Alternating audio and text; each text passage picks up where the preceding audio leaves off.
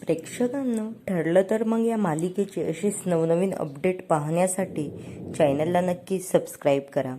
आजच्या भागामध्ये त्याने दाखवलं आहे की सायली आणि अर्जुन तन्वीच्या मागावर जात आहे, पण तन्वीला काहीच माहीत नसतं आणि तन्वीने पण यांच्या विरुद्ध प्लॅन आखलेला असतो, पण हे सगळे तिचा प्लॅन फ्लॉप करून टाकतात.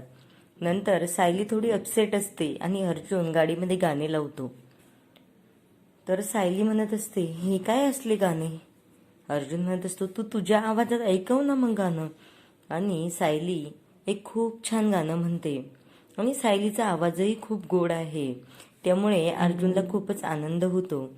नंतर त्यांच्या अशाच गप्पा सुरू असतात आणि ते तन्वीबद्दल विचार करायला लागतात की तन्वीचा आणि तिच्या आईवडिलांचा नेमका काय संबंध असेल, तिने का पैसे दिले असेल बाबू आणि नैनाला. इकडे सायली म्हणत असते, अहो ते काहीही असू द्या, पण तन्वी त्यांची मुलगी तर नसेल, बबली म्हणून. आणि आता नवीन प्रोमो पण आलेला आहे की ज्यामध्ये अर्जुन सायली मागचा रेकॉर्ड चेक करत असताना त्यांना तन्वीचा फोटो सापडतो आणि त्यामध्ये नाव पण असतं.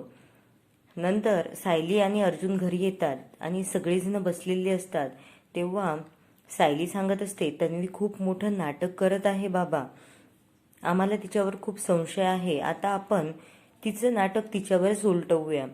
प्रताप म्हणत असतो, अगं सायली, ते आम्हाला माहिती आहे, आम्ही तिच्या काही भूलथापांना बळी पडत नाही, आम्ही तिच्याशी जसं तसं वागत असतो. इकडे पूर्णाजी म्हणत असते, हो, कारण मला तन्वीचा दिखावापणा कळतो आणि तिचा स्वभावही माहिती आहे. अर्जुन म्हणत असतो, पूर्णाई, हे तेवढंच पुरेसं नाहीये, सिनियरला पण तिच्यावर संशय आहे. सिनियर म्हणत होता घरात आल्यापासून ती अशी वागते. इकडे कल्पना म्हणत असते, आता तर मी तिच्यावर खूपच लक्ष ठेवून असणार आहे. प्रताप म्हणत असतो, पण आता नेमकं काय करायचं? सायली म्हणते, बाबा, आपण ना तिच्याशी एवढं गोड गोड वागायचं आणि फक्त आम्ही दोघं तिचा तिरस्कार करतोय असं दाखवतो आणि तुम्ही आम्हालाच नंतर हे करायचं, म्हणजे तिला असं वाटेल की आता पूर्ण फॅमिली मी माझ्या साईडने आणलेली आहे, त्यामुळे ती बिनधास्त राहील आणि आम्हाला तिच्याबद्दल माहिती काढायला सोपं होऊन जाईल.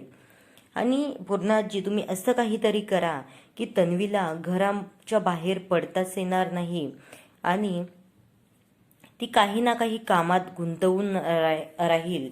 इकडे प्रिया म्हणत असते, अस्मिता म्हणते की या प्रियाला जर असं गुंतवून ठेवायचं, मला तर तिचं नावही चेहऱ्यासमोर नको असतं.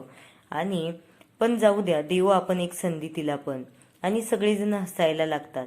नंतर अस्मिता अचानकच तिच्या नवऱ्याचा विषय काढते आणि म्हणते, पूर्णाई, सचिनला असंच तिरस्काराची वागणूक मिळणार आहे का?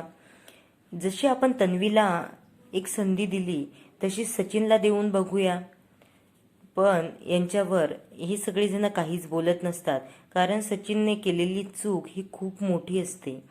नंतर इकडे रविराज आणि अर्जुन कॉलवर बोलत असतात, तेव्हा रविराजांना अर्जुन सांगत असतो की तन्वीवर आम्हाला खूप मोठा संशय आहे की ही तन्वी आहे की नाही.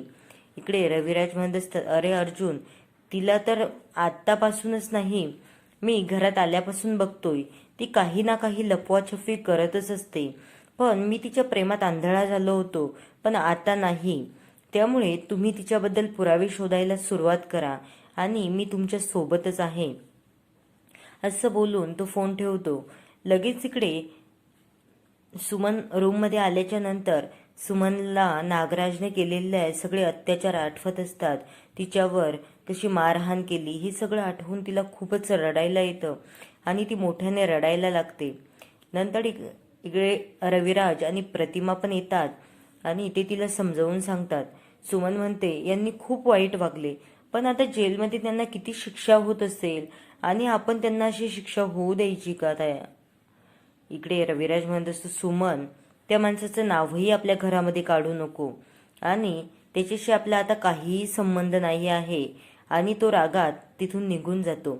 इकडे प्रतिमा सुमनला खूप छान पद्धतीने समजावते. ती म्हणते, अगं सुमन, यांचा जो राग आहे ना भाऊजीवर, तो काही काळापुरताच आहे. कारण ना भाऊजी तसे वागले आहेत.